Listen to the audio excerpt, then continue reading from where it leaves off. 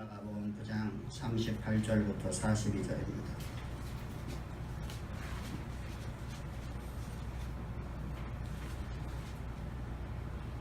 마가복음 9장 38절부터 42절.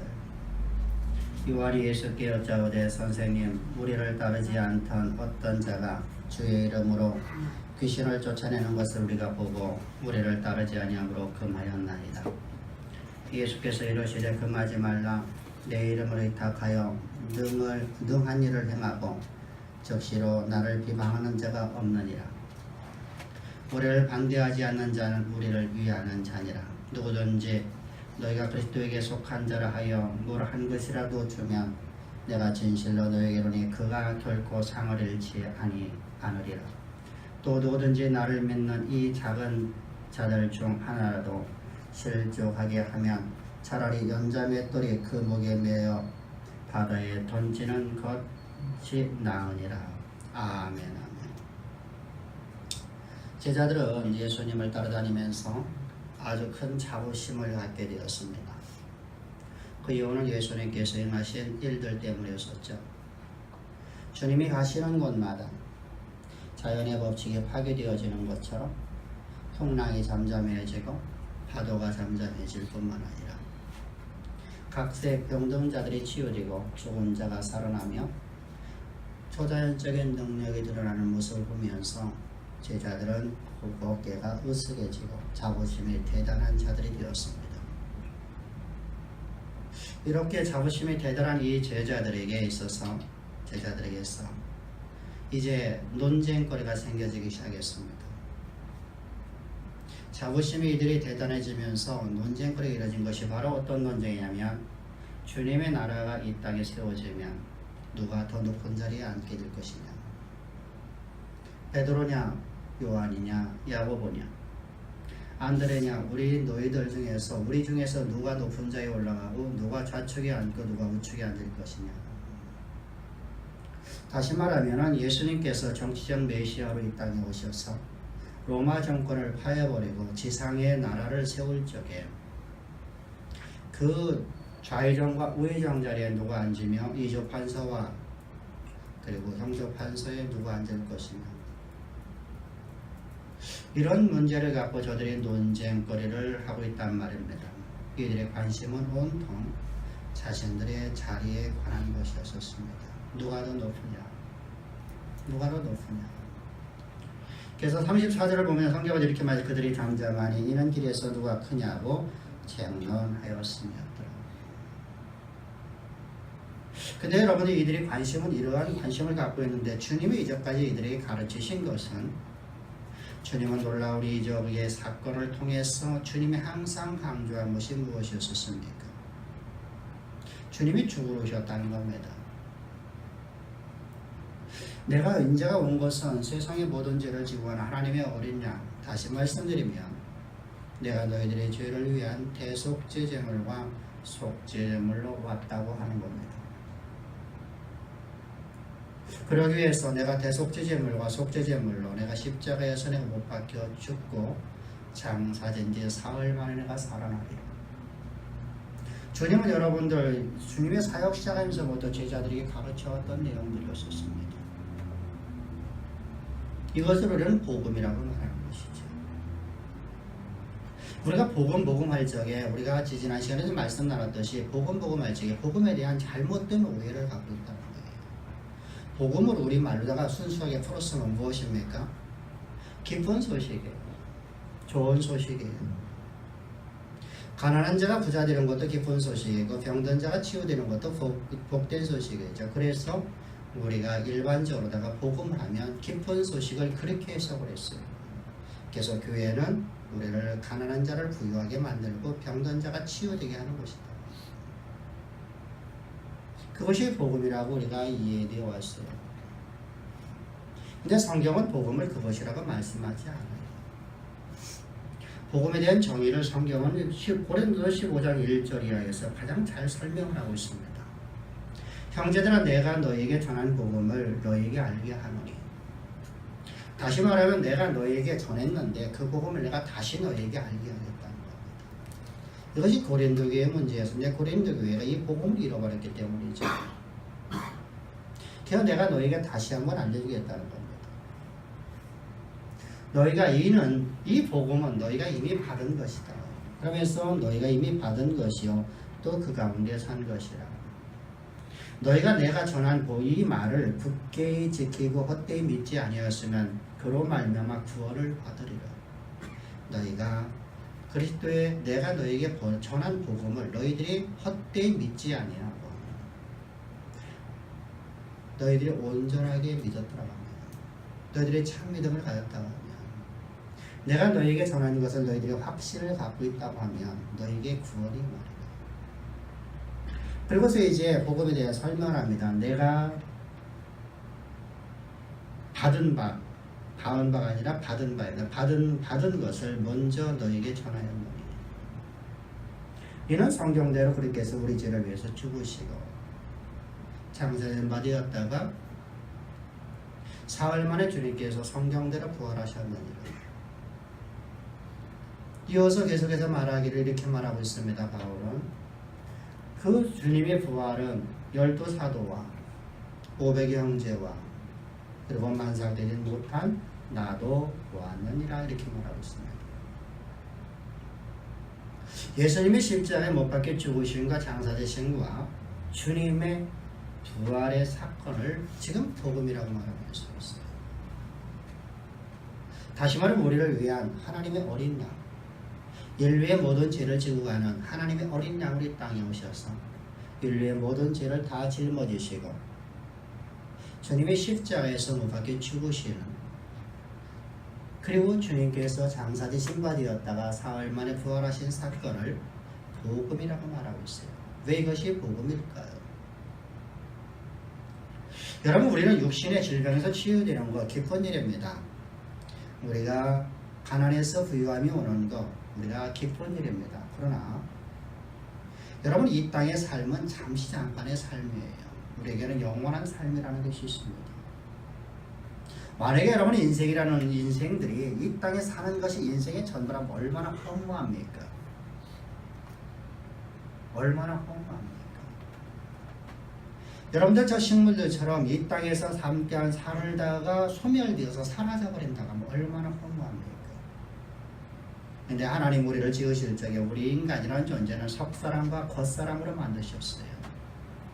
속사람을 영이라고 말하고 있고 겉사람을 육이라고 말하는 것입니다. 계속해서 강조하고 있습니다만 육이라는 것은 우리의 모습이 아니에요. 우리 속사람을 감싸고 있는 우리 속사람을 담고 있는 그릇일 뿐이에요. 여러분 이 그릇은 파괴가 되더라도 나라는 존재는 존재한다는 것이죠. 우리가 여러분들이 겉사람과 속사람에 대한 우리가 잘못 이해하게 되면 복음을 우리는 훼손할 수밖에 없기 때문이에요. 우리 겉사람이라는 것은 한마디로 우리가 컵과 똑같아요. 컵에 무엇이 담기냐에 따라서 이 속사람이 바뀌어지는 것처럼 속이 바뀌어지는 것처럼 컵의 이름이 달리게 부려지는 것처럼 그래서 제가 여러분들이 가장 강조를 많이 해요. 제가 오늘 사고를 났어요. 오늘 KTX 타고 서울 예배를 드리는 도중에 KTX가 전복이 됐어요. 그래서 제 팔다리가 다 끊어졌고 내 얼굴이 다 뭉개져갖고 제가 병원에 누워 있어요. 팔다리도 없고 이런 몸뚱이만 남아있는 것이죠. 그때 여러분들이 신방을 왔어요.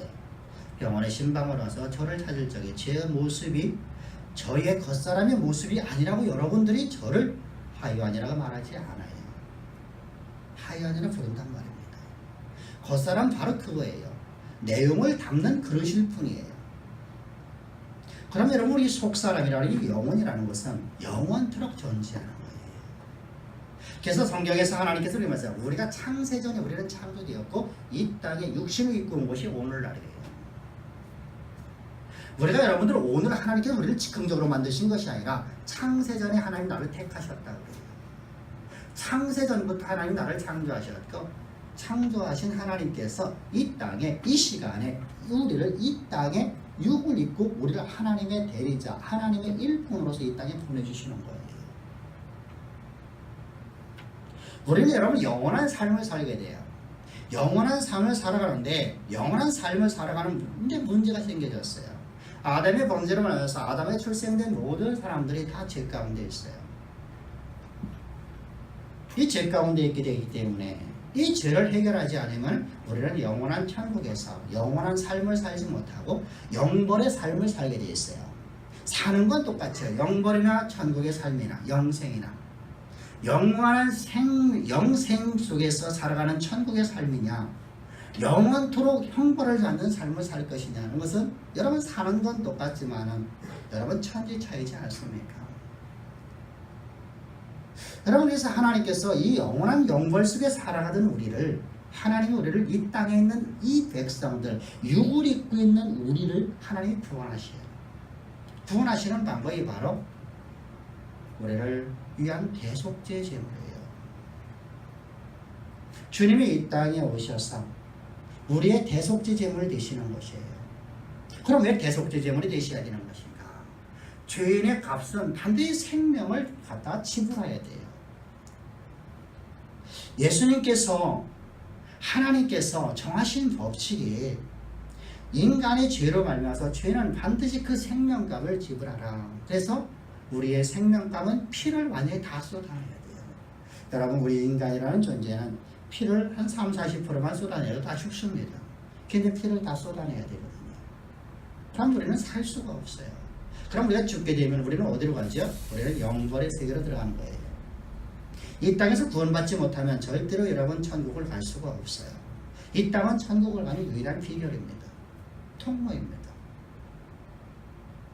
그래서 하나님께서 우리를 구원하시는 방법을 하나님께서 우리에게 가르쳐 주시는 거예요. 너의 죄를 대신해서 죽을 대속죄 제물이라는 거예요. 너의 죄를 위해서 죽을 피를 다 쏟아낼 대속죄 제물이라는 거예요. 그래서 예수님께서 이 땅에 대속죄 제물로 오셨어요. 그리고 주님께서 세례를 받으실 적에 우리를 다 예수님 육체 가운데 정하시고, 주님이 십자가에 못 박혀 죽을 적에 나도 그와 함께 죽었어요. 실제로 내가 죽으면, 실제로 육신 덩어리가 내가 죽으면 나는 다시 살 수 없고 영원한 영벌 가운데 들어갈 수밖에 없거든요. 그래서 하나님이 우리의 죄를 대신해서 대속죄 제물로 이 땅에 오셔서 십자가 못 박혀 죽으시는 거예요. 그리고 주님이 죽으시고 장사될 적에 우리도 함께 장사되었어요. 죄의 싹신 사망을 다 지불했단 말입니다. 그럼 그거 다 끝나고 우리는 지옥에 들어가 있는 것이죠. 그래서 하나님께서는, 하나님이신 그분께서, 예수님께서 부활하시는 거예요. 사망의 권세를 깨뜨리고 주님이 부활하셔요. 무덤에서 살아나셨어요. 수월에서 살아나셨어요. 이때 우리를 새로운 피조물로 만드시는 거예요. 옛사람의 모습이 아니라 새로운 생명으로 우리를 거듭나게 하셨어요. 새로운 생명으로 우리를 출생시키셨어요. 이것이 바로 대속죄 제물이에요. 문제는 이렇게 새 속죄 제물을 통해서 새로운 생명을 가진 우리의 삶 속에서 오늘도 우리가 범죄를 하고 있다는 사실이죠. 오늘도 우리는 수많은 실수를 하고 있단 말입니다. 우리가 여러분들 이렇게 새롭게 거듭났으면 우리는 거룩하면 얼마나 좋겠어요. 하나님의 형상만 드러나면 얼마나 좋겠어요.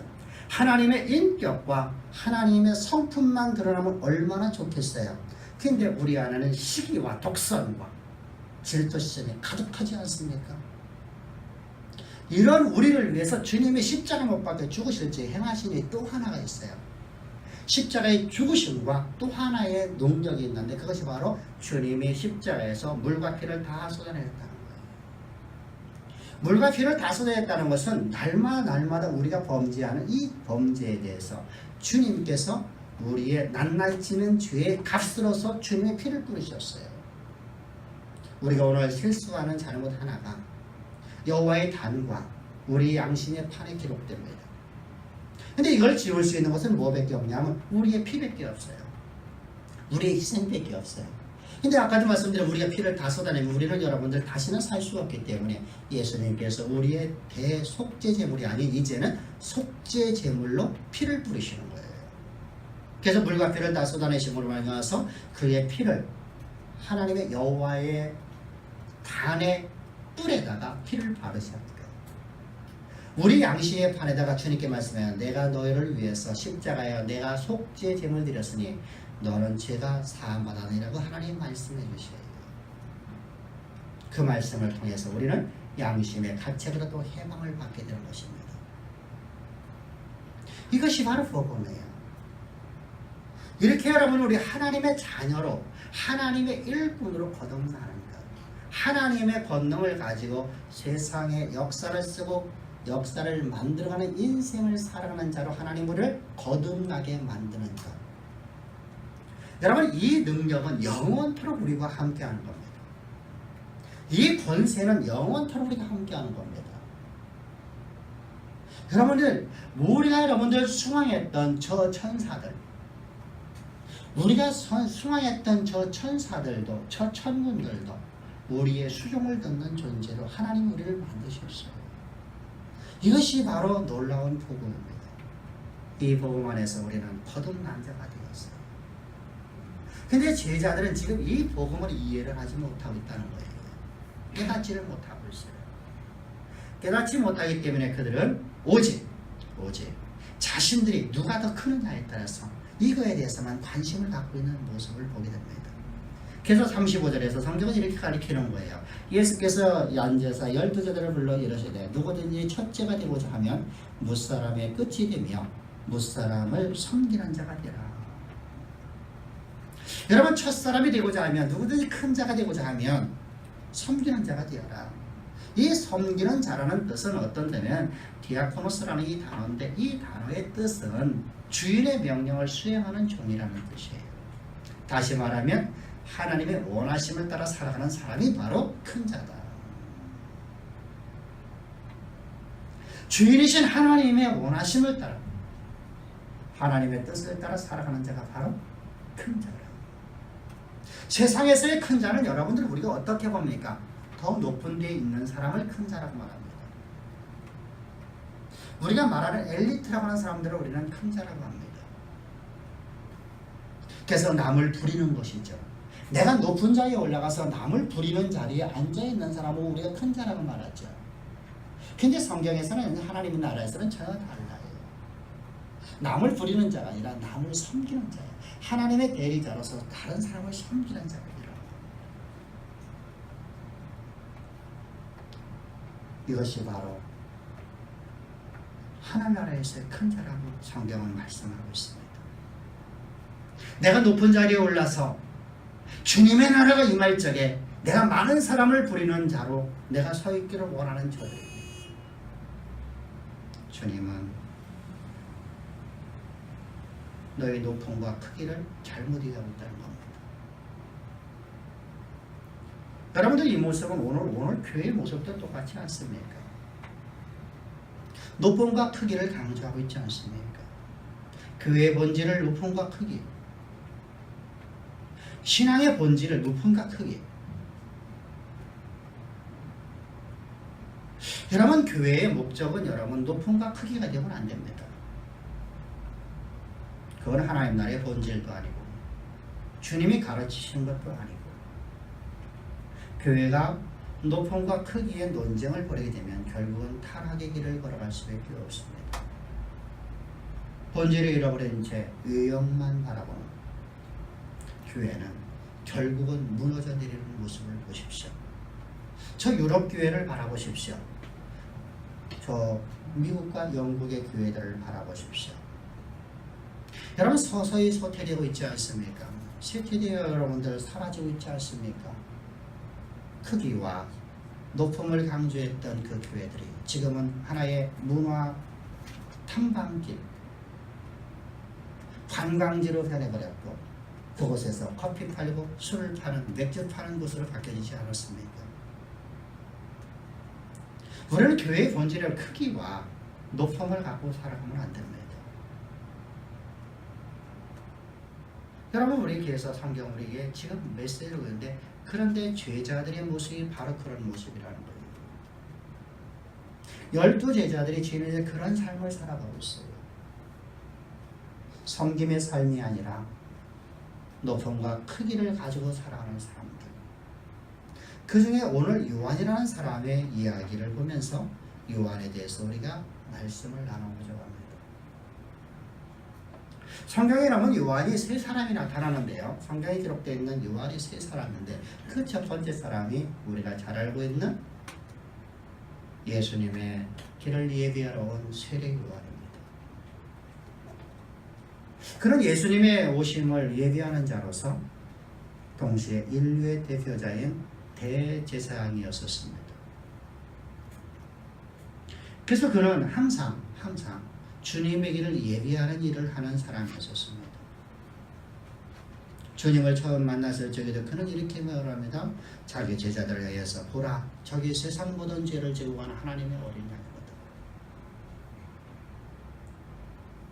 높음과 크기를 따진다고 하면 그는 그렇게 말할 필요가 없어요. 그렇게 말할 수가 없죠. 또한 여러분들 제자들은 자신의 제자들을 향해서 너희는 나를 따르지 말고 주를 따라. 자기의 제자들을 주님 앞에 보냅니다. 바리새인들 모습과 너무나 다르지 않아요. 오늘날 교회의 모습과 너무 다르지 않아요. 진리가 저곳에 있으니 너희는 진리를 쫓아가라. 내게는 진리가 없다. 내게 있지 말고 빨리 너는 진리를 향해서 나아가라. 자기의 사람들을, 자기를 따르는 수많은 사람들, 어마어마한 사람들을 예수님께로 보내버리고 있지 않습니까? 예수의 제자로 다 보내지 않습니까? 그것이 바로 세례 요한이었어요. 또 한 사람은 우리가 잘 알고 있는 마가 요한이라는 사람이에요. 우리가 마가라고 말을 많이 하죠. 오늘 마가복음을 기록하고 있는 이 마가라는 사람은 바울과 함께 1차 전도여행을 통해서 그가 견디지 못하고 도망갔던 사람이에요. 1차 전도여행의 초기에 그가 견디지 못하고 도망을 갔던 것은 그는 아주 부유한 집이에요. 오늘날 우리가 말하는 우리 동네 부자가 아니에요. 대청마루 하나에 500명이 앉을 수 있는 집을 갖고 있는 사람이에요. 대청마루에 여러분 500여 명이 여러분 모여갖고 여러분 옹기종기 모여갖고 앉아있을 수 있는 여러분 그곳에 잠을 잘 수 있는 크기라고 하면 얼마나 큰 부자인가 보십시오. 우리나라 100칸짜리 집은 여러분 그렇게 못 살아요. 100칸짜리 집에 여러분들 100칸 조금만 해요. 손바닥만 해요. 여러분 그곳에서 어떻게 500여 명이 여러분들 그곳에서 잠을 잘 수 있겠어요. 근데 여러분 이 집은 그렇게 큰 집을 갖고 있어요. 그는 바나바의 생질이고요. 바나바가 그의 외삼촌이에요.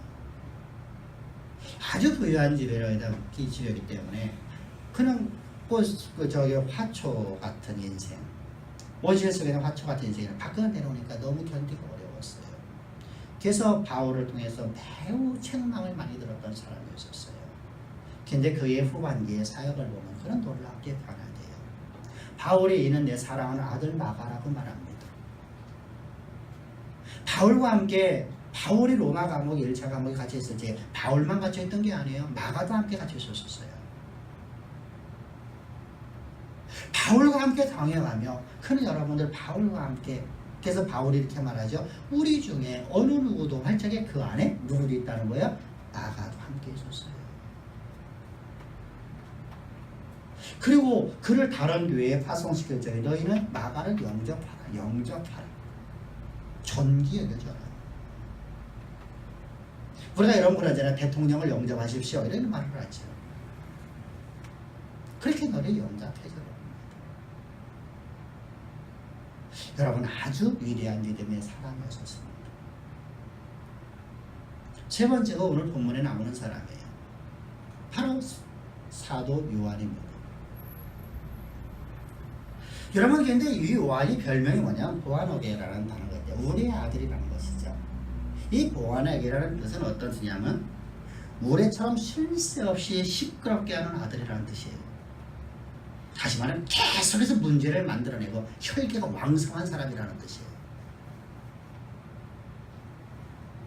이 별명을 두 사람이 받게 되는데 이게 누구냐면 요한과 그의 형 야곱. 요한과 그의 형 야곱과 둘이서 동일한 경우 이 말을 들어요. 너희들은 보아너게라. 너희는 아주 쉴 새 없이 혈기방장하고 쉴 새 없이 혈기가 방장해서 문제를 만들어내는 아들이다 이렇게 말하는 거예요. 근데 여러분들 그가 얼마만큼 여러분들 혈기가 강장했으면 이런 이름을 줬을까요? 그 성격을 한마디 드러내는 것이 오늘 38절이에요. 요한이 예수께 여짜오되 선생님 우리를 따르지 않은 어떤 자가 주의 이름으로 귀신을 내쫓는 것을 우리가 보고 우리를 따르지 아니하므로 그만하나이다. 여러분 이 말씀을 우리가 이야기에 앞서서 우리가 앞에서 설교했던 내용으로 먼저 한번 기억을 해봐야 됩니다. 변화산에서 내려왔던 제자들이 누구냐면 예수님과 함께 왔던 제자들이 요한과 그리고 야고보와 그리고 베드로예요. 여러분들 이 사람의 세 사람의 여러분 특징이 뭐죠? 혈기가 강장한 사람들이에요.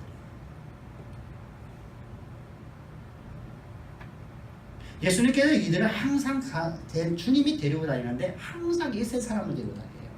산에 올라가실 때 세 사람 데리고 가고 어떤 갈 적에도 주님께 이 세 사람을 데리고 가고 12조 중에 더 이쁘어서 그런 게 아니라 이들의 혈기가 당장해서 그래요. 이들은 바로 우리의 아들이에요. 천둥의 아들이에요. 혈기가 너무나 많아갖고 계속 쉴 새 없이 문제를 만들어내는 사람들이에요. 근데 오늘 본문에도 여러분들 이 사건이 있어요. 해보시죠. 이들이 변화산에서 내려와서 목격한 것이 뭐냐면 남아있던 죄자들이 귀신을 쫓아내지 못하는 걸 봤어요. 귀신 들린 아이를 치유하지 못하고 그 아이가 파리하여 죽어가는 상태를 봤을 적에 주님께서 이렇게 말씀하세요. 믿음이 없는 세대예요. 주님이 책망하시고 그 아이를 치유해 주셨어요. 치유한 것이 뭐를 치유했죠? 말씀으로 오늘 치유했어요. 그리고 난 다음 사건이에요. 그리고 난 다음에 죄자, 주님을 따라다니고 있는 주의 제자들이 귀신을 쫓아내지 못하는데 주를 따르는 제자들이 아닌 사람들이 주의 이름을 갖고서 살아가요. 그냥 다시 말하면 주님의 소문을 듣고 주님께서 귀신을 쫓아내구나. 그럼 우리도 주님의 이름 가지고 귀신을 쫓아낼 수 있겠구나 하고서 한쪽에서 사람들이 귀신을 쫓아냈어요. 그러면 제자들이 여러분들 질투와 시기와 독선으로 빠지면 안 되지. 부끄러운 줄 알고 자기들 신앙을 점검했어야 되죠.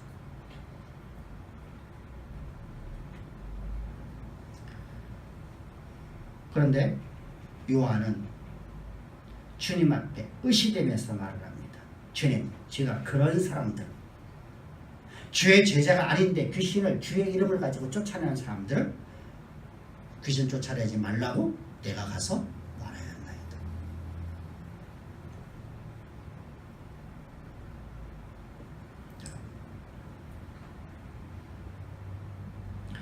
이렇게 이기심과 질투심으로 똘똘 뭉쳐있는 요한, 또한 주님 앞에 고발하고 있는 그의 모습을 통해서 자기를 드러내서 주님의 나라가 임할 적에 주님의 나라가 지상에 임한 걸 믿고 그렇게 생각을 하고 그 나라가 임할 적에 자신이 그 자리에 앉고 싶은 이 요한이라는 인생. 근데 여러분 이가 이렇게 된 것은 그의 집안의 내력인 것 같아요.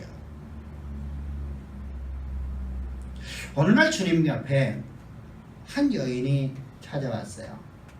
찾아와서 이래요. 주님의 나라가 도래하면 제 아들 중 하나는 우편에 제 아들 중 하나는 좌편에 앉게 해달라고 주님 앞에 간구했던 한 여인이 바로 요한의 엄마예요. 아주 철저하게 세상의 크기와 세상의 높음의 기준을 삼고 살아가는 인생입니다.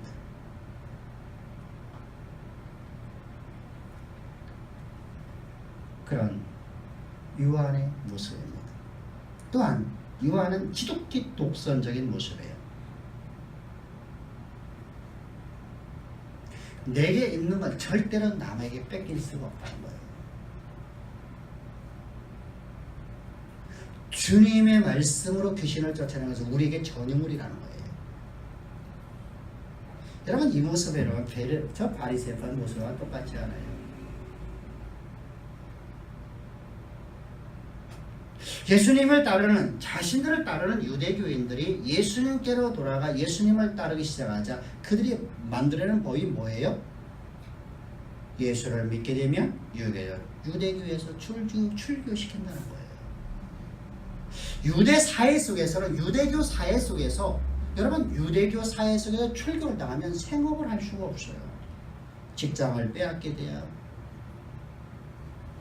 모든 재산권을 다 잃어버리게 돼요. 죽음을 상징하는 거거든요. 근데 지금 바리새인들이 그 짓 하고 있어요. 예수님 편, 네 편, 내 편을 가려놓고 내 편 아니면 다 죽여버렸다는 거죠. 지금 요한의 모습이 그러야 해요.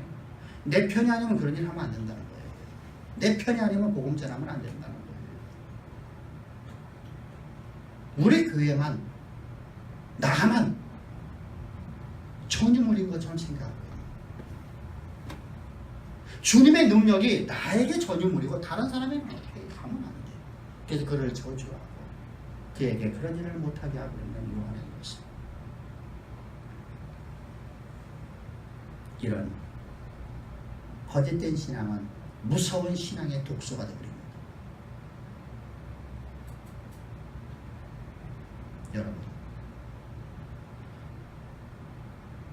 교회 나라를 빼앗길 계획 전전긍긍하며 교회 나라를 진리 가운데 빼앗길 계획 복음을 전하는 교회를 회방하고 복음을 전하는 교회를 비방하고 복음을 증거하는 것을 참된 진리를 전하는 것을 못 전하게 하려고 하는 사람들, 저 유대교인들과 뭐가 다릅니까? 저 바리새인들과 뭐가 다릅니까? 이 요한의 모습이 바로 그것이죠. 신앙의 무서운 독소를 갖고 있는 이 독선적인 모습. 이렇게 독선과 이심과 질투심으로 가득 찼던 요한이 모습입니다. 근데 이와 정반대로 세례 요한을 볼까요? 앞에서 말씀드렸다시피 자신을 따르는 제자를 향해서 너희는 주님 앞에 나가라. 왜? 내게는 진리가 있고 그곳에 진리가 있다.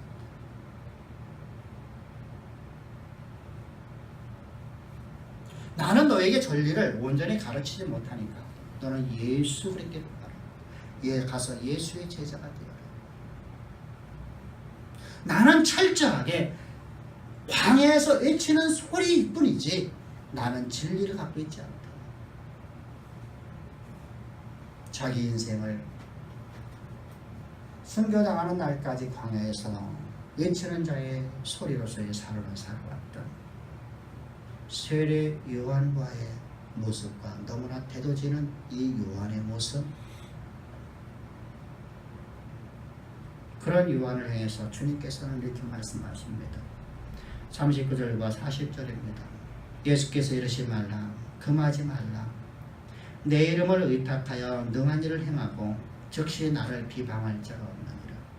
우리를 반대하지 않는 자는 우리를 위하는 자니라. 근데 이 말을 바울도 똑같이 얘기를 해요. 고린도 교회에 사람들이 이제 문제가 생겼어요. 바울을 따르는 사람들이 바울이요, 당신이 전하고 있는 이 복음을 다른 사람한테 전하다 했다. 그거 잘못된 거 아닙니까? 고린도 교회의 독선적인 모습이 드러났죠. 이때 바울이 말하죠. 이렇게 전하든 저렇게 전하든 주의 진리의 복음만 증거되면 그것 하나는 족하도다.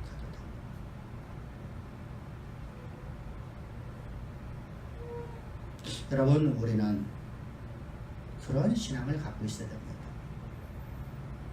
오직 진리가 땅끝까지 증거되는 것을 위해 살아가야 되는데 오늘 나의 모습 속에서 독선적인 모습은 없는지, 그 독선적인 모습에 내가 빠져들고 있지는 않는지,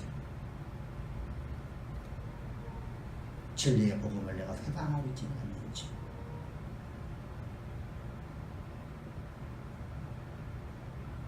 여러분, 이렇게 불같은 성격의 소유자며 독선과 질투심과 이기심으로 가득 차서 똘똘 뭉쳐 있었던 이 요한.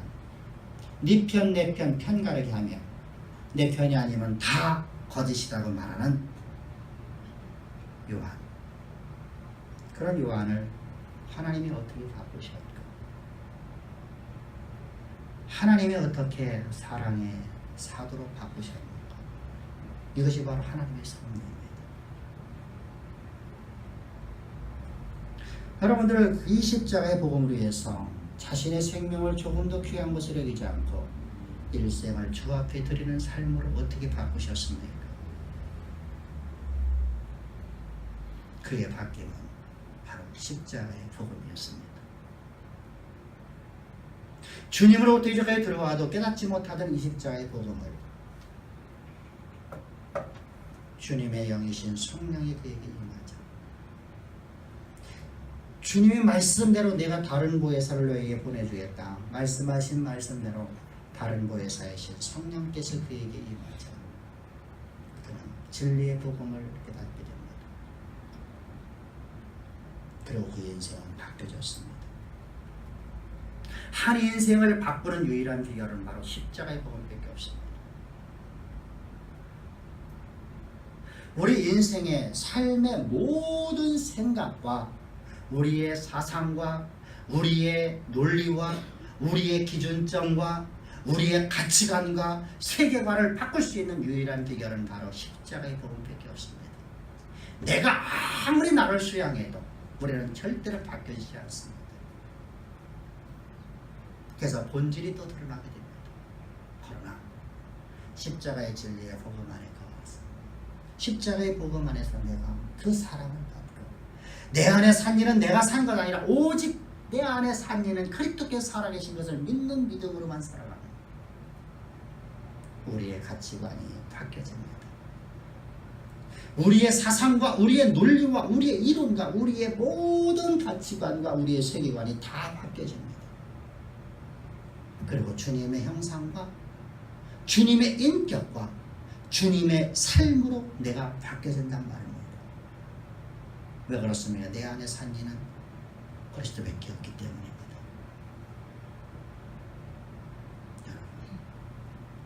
이 놀라운 사랑으로 이제 요한은 거듭납니다. 거듭난 그는 이제 그의 인생을 주를 위해서 살아가는 인생, 주님의 원하심을 위해서 살아가는 인생, 주님의 원하시는 그 인생을 위해서 자신의 모든 삶, 내가 기뻐하고 내가 좋아하고 내가 사랑하고 내가 원하고 내가 의지하던 것을 다 포기해버리고 다 십자가에 못 박아버리고 오직 주님의 원하는 삶으로 바뀌어지는 인생, 그 인생에 황혼역에 와서 그는 성경을 기록하기 시작합니다. 하나님은 사랑이라. 우리의 아들이 사랑의 사랑으로 바뀌었습니다. 요한복음, 요한일서, 2서, 3서, 요한계시록을 기록하면서 그는 사랑의 노래를 부릅니다. 그의 사랑의 고백을 한번 들어볼까요? 요한일서 3장 23절에서 이렇게 말합니다. 그의 계명은 이것이니 곧 그 아들 예수 그리스도의 이름을 믿고 그가 우리에게 주신 계명대로 서로 사랑할 것이니라. 과거에 그는 누가 높은 자리에 누가 큰 자리에 무엇이 크느냐 무엇이 작느냐 무엇이 높으냐 무엇이 낮으냐 그의 삶의 기준이었었는데 이제 그의 삶은 철저하게 그리스도의 사랑으로 바뀌었습니다. 이것이 우리의 아들, 천둥의 아들 보아너리라고 불렸던 사람의 신앙 고백입니다. 사랑하는 성도입니다. 우리 인생을 하나님은 하나님의 섭리로 이렇게 바꿔가신다는 겁니다.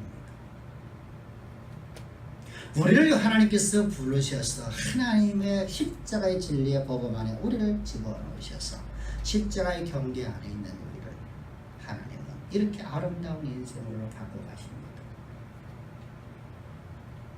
그 바꿔가시는 것을 우리는 하나님의 섭리라. 그래서 오늘 설교 제목을 하나님의 섭리라라고 말씀을 붙였습니다.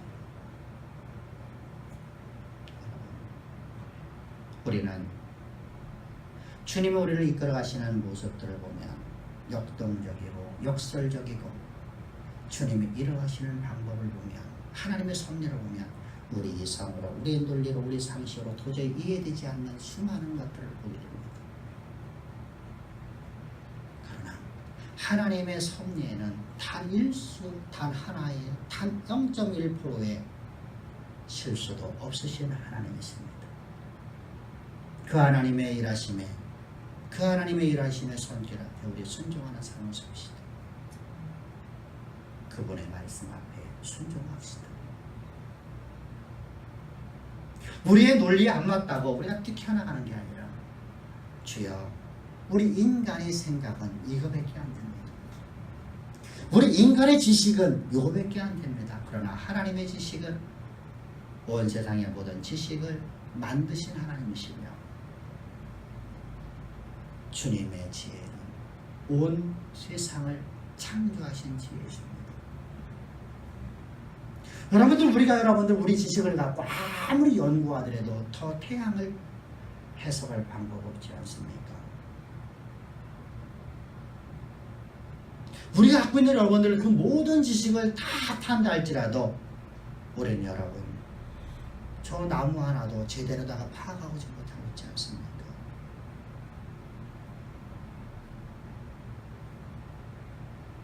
우리는 여러분 아무것도 파악하지 못해요. 수박 겉핥기를 조금 알고 있는 것 같고 아는 채 한단 말입니다. 아는 채.